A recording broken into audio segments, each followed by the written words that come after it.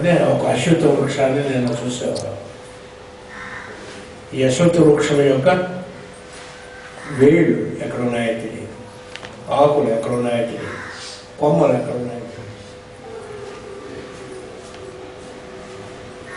మన జీవితంలో మనం ఎలాగుంటాం? ఈ చెప్పినటువంటి అశ్వత్థ వృక్షం లాగా ఉంటాం. దీనికి ఏది కారణమో తెలియదు, ఏ కారణం దేనికో తెలియదు, ఏమిటో తెలియదు, ఏం చేస్తున్నామో తెలియదు, జీవితం వెళ్ళిపోతూ ఉంటుంది. దీని నుంచి ఇందాక నేను చెప్పినటువంటి దివ్యమైన సంస్కారం తీసుకోవడం కోసం నేను అదే నడపబడుతుంది. శిష్యుడికి తీసుకుని వేదం మంత్రం అవి నేర్పిస్తారు. ఇక్కడి నుంచి ఈ జ్యోతిర్మార్గం, జ్యోతిర్మార్గం అంటే జ్యోతిష్య మార్గం అంటారు. జ్యోతి అంటే అది వెలుగుకు సంబంధించినటువంటి మార్గం. ఈ మార్గంలో ప్రయాణం చేయడానికి ఒక ఇన్స్ట్రుమెంట్ శ్రీకృష్ణుడు మనకి అందించాడు. రాత్రి అంతా మీరు దాన్ని బట్టి ఛేదిస్తూ ఉంటారు. అసంగ శస్త్రేణ దృఢేన చిత్వ. ఏం చేయాలి? అసంగము అనేటటువంటిది నేర్చుకోవాలి. అసంగం అంటే అంటుకోకుండా ఉండాలి. భోంచేసినట్టు అన్నం గంటి తినేసుకుని ఇలాగ అంటించుకుని కూరగా వేసుకుని అంటించుకుని ఇవన్నీ ఏమంటారు? పిచ్చివాళ్ళు అంటారు. వాళ్ళకి మనకి తేడా లేదు. మనం కూడా అంటించుకున్నంతసేపు, ఏది ఎంతసేపు అంటించుకుంటాం అంతసేపు సంఘ దోషం అనేటటువంటి దోషం అంటారు. సంఘము దోషం. ఆ పని అయిన తర్వాత దాని గురించి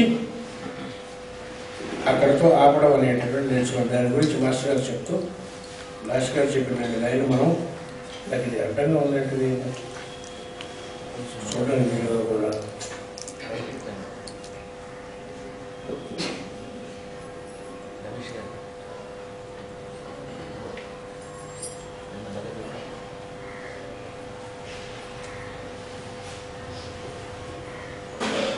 ఏం చేయమన్నాడు? అసంగం అంటకుండా ఉంటాడు. మాస్టర్ చెప్పి గ్రహ గోళ తారకాదులతో కానీ, పంచభూతాదులతో కానీ, చరాచర జగత్తున కానీ, జీవులలో కానీ, దీనితో కానీ తనకు సంబంధం ఏర్పడరాదు. పురుషోత్తమ ప్రాతి మనం వెళ్ళదలుచుకుంటే ఏడాది బాధ పురుషోత్తమే అక్కడ ఉండడం. ఎందుకు వచ్చిన కూడా మనం ఇష్టం ఇలాగే అట్లా అలాగే మనం ఉందాం అనుకుంటే అది మీ సంకల్పం, తప్పేది. అలా కాకుండా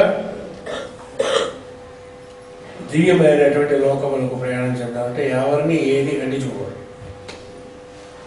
ఖండించకూడదు. గ్రహతోడగా చెప్పిస్తాం. గ్రహాలు కానీ తారకాలు కానీ, నక్షత్రం బాగులేదండి అందువల్ల ఇలాగే నక్షత్రం కానీ బుర్ర సరిగ్గా లేదు. పంచభూతములు, పంచభూతములు ఆరాధించుకోవాలి.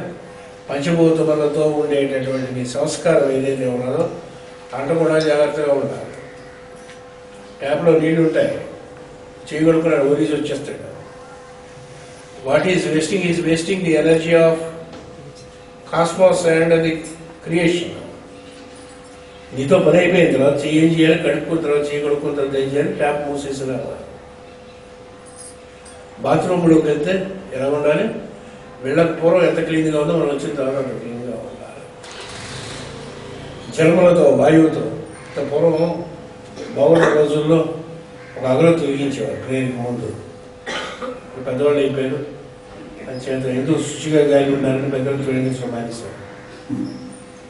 అగరత్తు వెలిగించుకుంటే అందరికీ మంచి వాసన వస్తుంది. అదేం చేయాలి? సెంట్ వేసుకోవాలి. అగరత్తు వెలిగించుకోవట్లేదు, జీవితంలో ఒకసారి ఎప్పుడైనా చేయలేదు.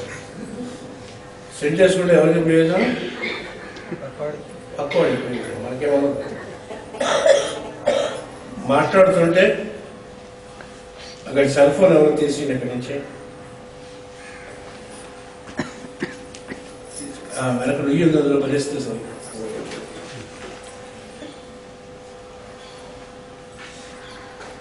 పంచభూతములకు సంబంధించినటువంటి జలము, వాయువు, అగ్ని, వీటితో అగ్నిని నోటితో ఆపకూడదు.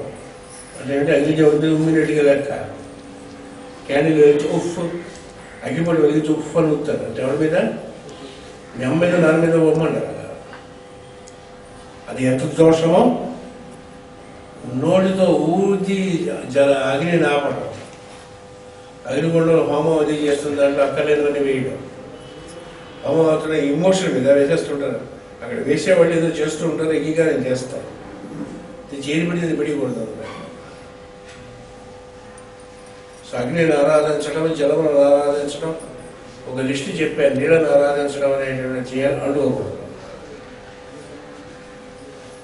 ఒక మీటింగ్ కానీ, ఒక గ్రూప్ కానీ, ఒక ధ్యానం కానీ చేసేటప్పుడు ఒక చెరువులో ఎన్ని నీళ్ళు ఉంటాయో అన్ని నీళ్ళలా ఉండాలి. ఎక్కువ తక్కువ, ఎక్కువ నీళ్ళు కానీ వస్తే చెరువులోకి ఫ్లడ్ అయిపోతుంది. తక్కువ నీళ్ళు ఉంటే తాగడం చాలు. సరిపడా ఉండాలి, సరిపడా నీళ్ళు కొట్టుకోవాలి, ఏ రోజు ఆ రోజు క్లీన్ చేసుకోవాలి. ఇవన్నీ కూడా సంస్కారం.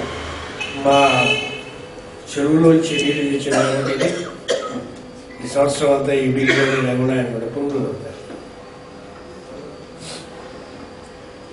అలాగే ఏది ఎంతవరకు అవసరమో, ఎంతవరకు భగవంతుడు ఇచ్చాడో, ప్రకృతి మనకి ఎంతవరకు ఇచ్చిందో అంత దాన్ని ఉపయోగించి వేస్ట్ చేయకుండా ఉండేటువంటి సంస్కారం ఉండాలి.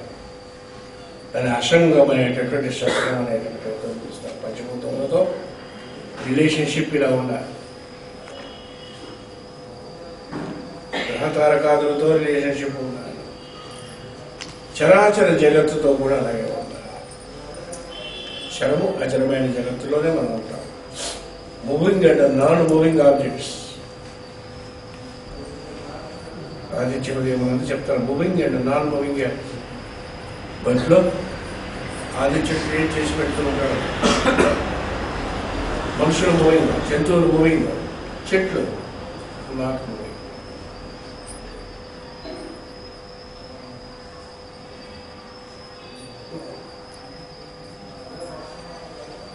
అది పని తర్వాత చెప్తాను. చెట్లు non moving, mountains non moving. అచరము చరము అయినటువంటి సృష్టిలోనే మనం ఉంటాం. గ్రో అవుతున్నటువంటి చెట్లు మనం తినేస్తుంటాం కదా, ఎన్ని వేసాము, పోయే ముందు ఎన్ని చెట్లు పెంచి పోయాము చూసుకోవాలి. చెట్లని మొక్కల్ని అన్నిటిని తినేస్తూ ఉంటాం. ప్రకృతి వాట్ వై ఫీడ్బ్యాక్. ఇలాగా చరాచర జగత్తుతో నీకు ఎంత సంబంధం ఉన్నదో దాన్ని వేయడాలో నీకు ఎంత బాధ్యత ఉన్నదో చూసుకోవాలి. అయిపోయింది. జీవులందరితో కూడా 3 రకములైనటువంటి ఉపాసనలోనే తర్వాత మనం చెప్పుకుంటాం. క్షరము, అక్షరము, పురుషోత్తమం అనేటటువంటి 3 యోగములు వెళ్తాము. సమస్త జీవులతో సంగమము లేకుండా ఉండేటటువంటి స్థితి సంపాదించేలాగా చెప్పబడుతుంది. భగవద్గీతలో సొల్యూషన్ లేనటువంటి క్వశ్చన్ పోస్ట్ చేయడం. ఓన్లీ క్వశ్చన్స్ పోస్ట్ చేసేదాన్ని ఏమిటంటే మోడర్న్ సైకాలజీ, మోడర్న్ సైకియాట్రిస్ట్రీ అంటారు. ప్రాబ్లం చూసేది మోడర్న్ సైన్సెస్ ప్రాబ్లం చేస్తాయి. గోధి ఎక్కడ ప్రాబ్లం ఉంటుంది, సొల్యూషన్ ఇచ్చేటటువంటివే ఉంటాయి. అటువంటిది ఎత్తుకున్న టాపిక్ అయిన తర్వాత ఈ జీవులతో ఉండే సంబంధాల తర్వాత చూద్దాం. మనం చాలా ఎక్కువ దాంతోనే మనం డిస్కస్ చేద్దాం. తర్వాత వారి నామ రూప స్వభావాదులపై, చుట్టరికములపై, శత్రుమిత్రాదులపై భావములు నిలబరాదు. మీకు అన్నిటిది వచ్చేసిందని మనం చూస్తాం. ఇట్టి ప్రవృత్తిని అసంగం అనేది. అది దృఢైన చిత్వ, గట్టి ఉండుకోవాలి. అసంగం అనేటటువంటి ఏ రోజుకి ఆ రోజు క్లియర్ చేసుకోవాలి. దాన్ని ఏమని చెప్తారు, మాస్టర్ సివి గారి ప్రేరణ పేరుతో పిలుస్తారు. మాస్టర్ సివి గారి యొక్క ధ్యానం కానీ అలవాటే 7 ఏళ్ళు 14 ఏళ్ళు చేసిన తర్వాత, 14 ఏళ్ళు మాస్టర్ గారి యొక్క ప్రేయర్ చేసిన తర్వాత ఏమిటి నీ ఎక్స్పీరియన్స్ అంటే, ఏది ఎక్స్పీరియన్స్ లేకపోవడం.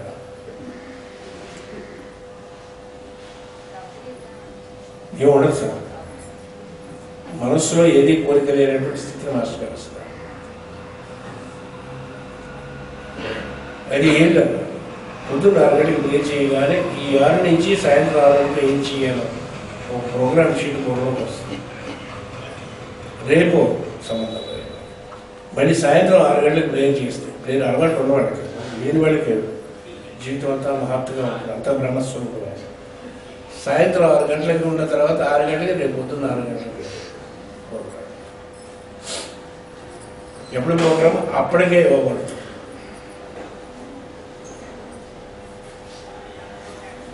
ఏ మాస్టర్ అయినా అంతే, ఆ మాస్టర్ బిహేవియర్ అయినా ఆయన డిసైపుల్స్ అంతా కూడా అలాగే ఉంటారు.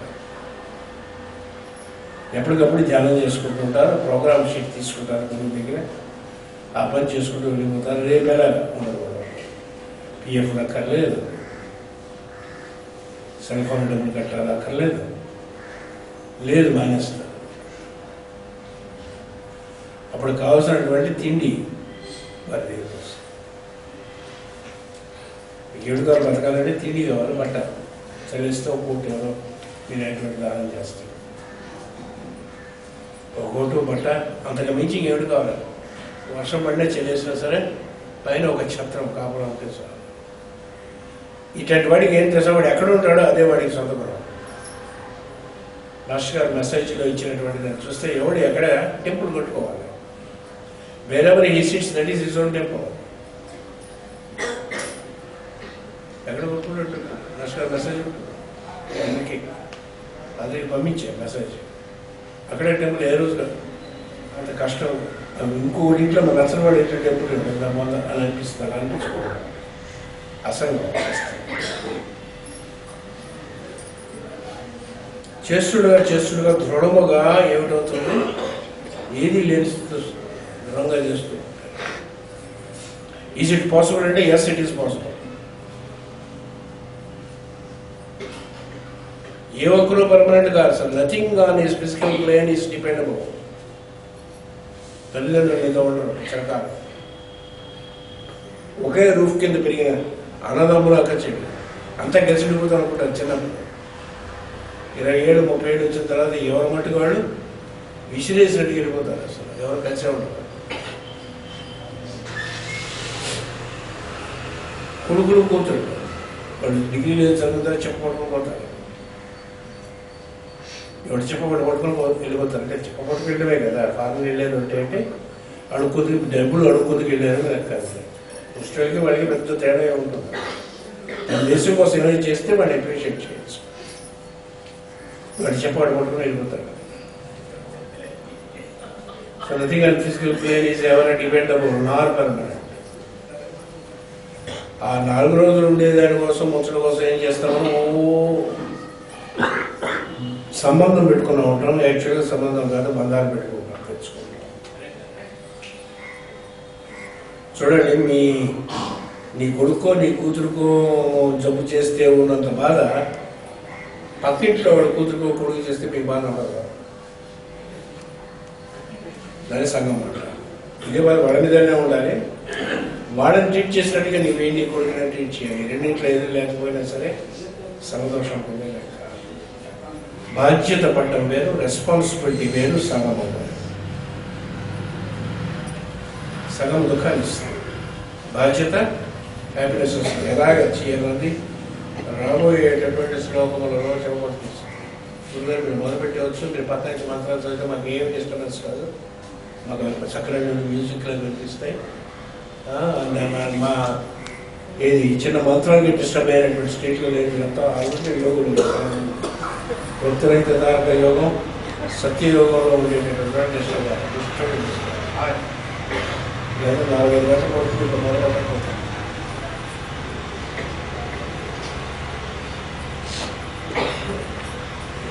అంచేత ఏం చేయాలి? ఇది శస్త్రమే. నేను అనుకోకుండా ఉంటే ఆయా స్థితులలో మనకు గల సంబంధమును ఛేదించి అందరి నేను ఒక తత్వం యొక్క మార్గంలో చూడాలి.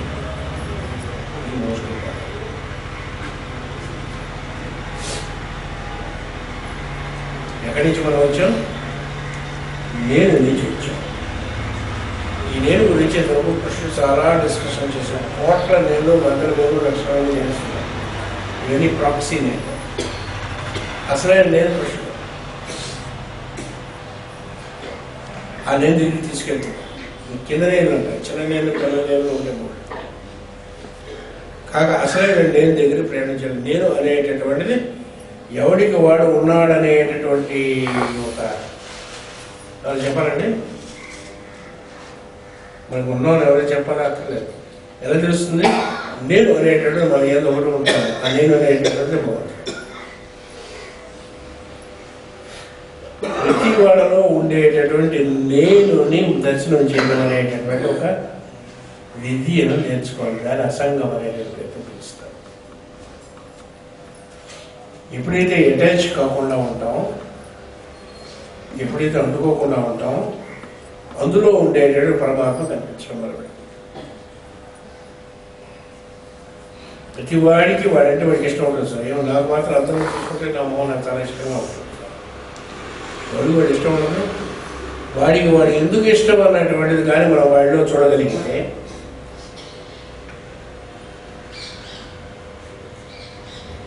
అందులో నేను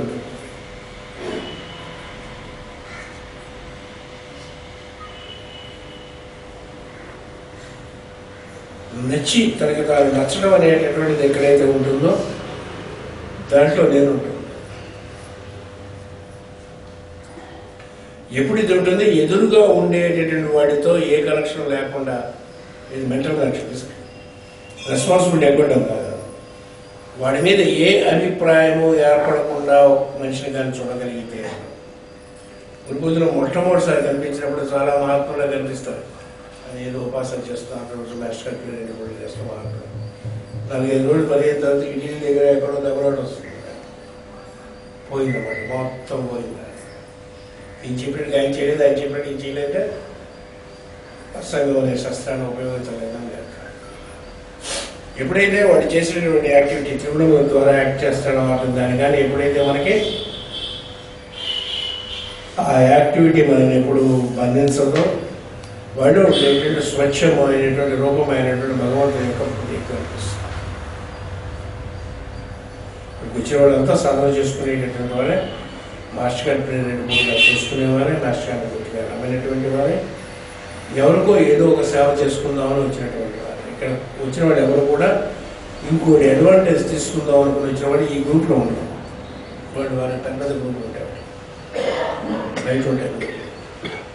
ఈ గ్రూప్కి వచ్చేవారు ఏదో ఒకటి నేర్చుకుందాం, ఏదో ఒక రకంగా మా మాస్టర్ గారి పాదాలను చేద్దాం, at the feet of the master చేరుదాం అనేటువంటి రకంతో వచ్చిన వాడు. వచ్చిన వాళ్ళంతా కూడా మార్పరేటర్లోనే చిన్న చిన్న దోషములు ప్రతి వాడి యొక్క బిహేవియర్లో ఉంటాయి. అవతల వాడి బిహేవియర్లో ఉండేటటువంటి దోషములు చూసేటటువంటి ఆస్పెక్ట్ ఉందే, that is your cheap level. లేకపోతే అసంగం అనేటువంటి తెలియదు. That is your own taste, ఇంగ్లీష్లో చెప్పాలి. ఇంట్లో తల్లి, భార్య, లేకపోతే కూతురు, కొడలు ఉండేటటువంటి శుభ్రమైన అన్నం తినాలని ఉంటే ఇక్కడ నూనె ఎప్పుడు దిగో తెలియదు. చాట్లో వెళ్ళి అమ్ముతుంటారు చూసారా, ఇక్కడ బీచ్ అయితే కొంచెం పెట్టి రోడ్డు మీద వస్తుంటే చూస్తుంటాను. ఎల్ఐసి దగ్గర అక్కడక్కడ బాగా లావుగా ఉంటాడు, బాగా సంవత్సరం పడుతుంది, ఇలా ఉంటాడు అనమాట. అందులో చాట్లో పడుతుంది, అది రుచిగా ఉంటుంది. అది మా టేస్ట్ అంతే, ఎవరి టేస్ట్ ప్రకారం శుభ్రంగా చేసుకుని తినడం అనేటువంటి ఒక టేస్ట్, ఇదొక టేస్ట్. అలాగే అయితే ఉంటుందో అవతల వాడిలో ఉండేటటువంటి దోషములు చూసి ఆ దోషములను ఎక్కువ నచ్చుకోవడం ఉంటుంది చూసారా, అది ఒక టేస్ట్ అన్నమాట. మాకు కూడా ఎలా తెలుస్తారు సార్, వాళ్ళ యొక్క నమ్రత వల్ల, వినమ్రత వల్ల తెలుస్తారు.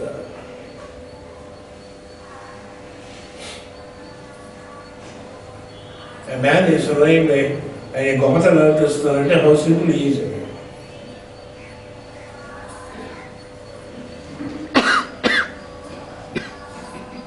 నర్సింగ్ గారి జీవితాన్ని కానీ చూస్తే మీరు హౌ సింపుల్ ఈ వాజ్.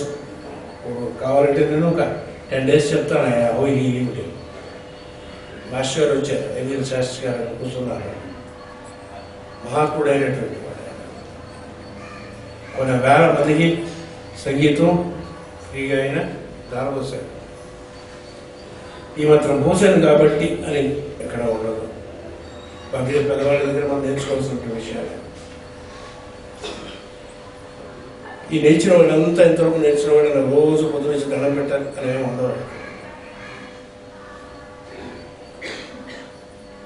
శిష్యుడు ఎప్పుడైనా పాడుతూ ఉండేటప్పుడు లోపాలు ఉంటాయి, పక్కన కూర్చుంటారు ఆయన పక్కనే అప్పుడప్పుడు కచేరీలు. మామూలుగా లో చీప్ ఫీల్ ఏం చేస్తుంటే అంతా బాగా పాడిన చిన్న లోపం చేస్తే దాన్ని మనం లోపం పెడతారు. మార్పులైనటువంటి వాడు పాపం ఎంత చిన్నదైనా ఎంత చిన్న కచేరీకి అయినా వస్తారు, ఎప్రిషియేట్ చేస్తారు ఉన్న దాంట్లో వాళ్ళ దాంట్లో.